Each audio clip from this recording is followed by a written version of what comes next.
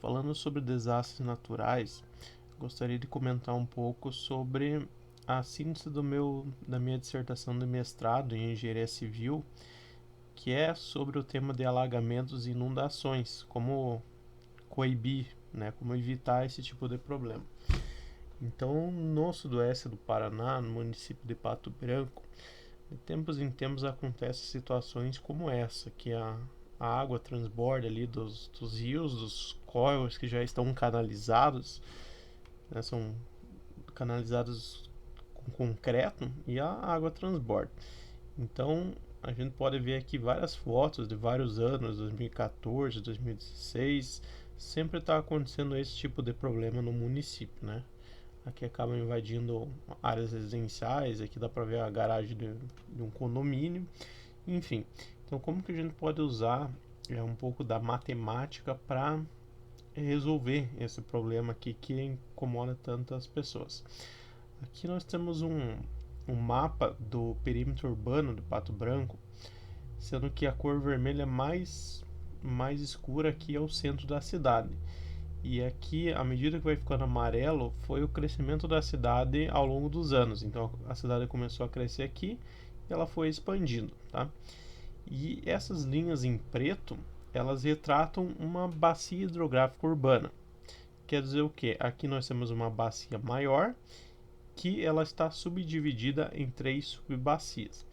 Então, toda a água da chuva que cai nesse polígono aqui, nessas 3 subbacias, vai acabar saindo lá no centro da cidade, num canal que já um rio que está canalizado, né? E quando a chuva é muito forte, é muita água, a água transborda por esse canal, acontecendo o que está ali naquelas imagens, né?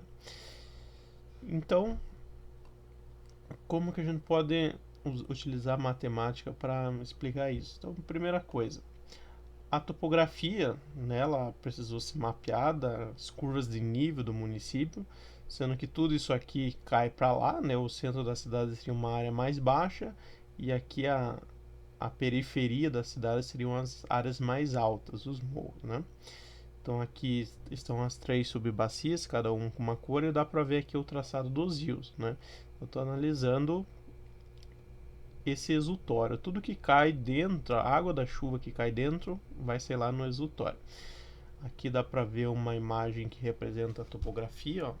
O que está em vermelho são as áreas mais altas e o que está em verde são as áreas mais baixas. Ó. Então dá para ver que tudo converge para aquele ponto lá, né? Agora o que está fora dessas 3 subbacias vão cair em outros córregos que a água vai sair em outro local, tá? Então não foi objeto de estudo nesse caso, é só o que está aqui dentro. Então nesse trabalho foi analisado 2 cenários. O primeiro é o uso e ocupação do solo como está hoje, por exemplo, o que está edificado, as ruas que existem hoje, as matas que existem hoje, a agricultura, etc. E o segundo cenário é a situação onde tudo já estaria edificado. Por exemplo, loteamentos já estariam feitos, casas já estariam construídas com base no que permite o Plano Diretor Municipal de Pato Branco.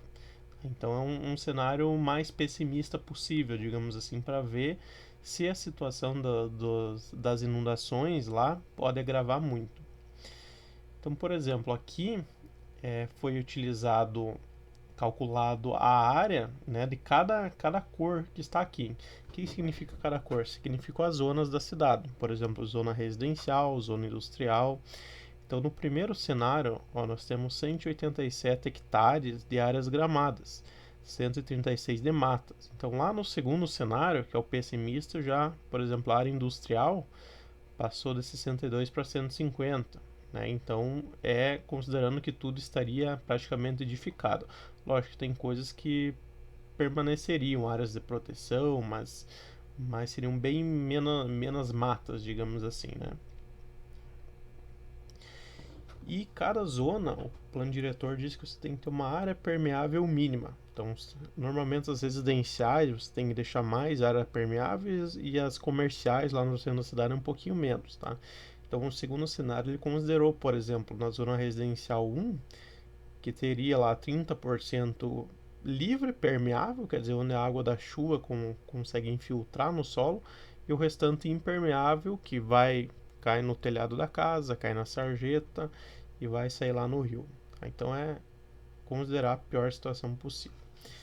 Esse recorte aqui é lá o exutório, lá no final, aqui ó, na verdade aqui embaixo, ó, lá no final de toda o sistema, né?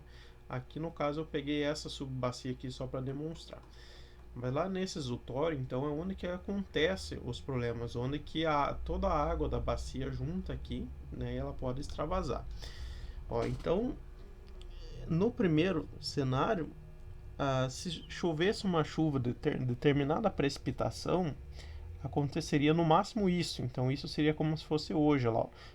A água poderia transbordar um pouquinho, mas não muito. Pega algumas casas, alguns prédios, mas não muito.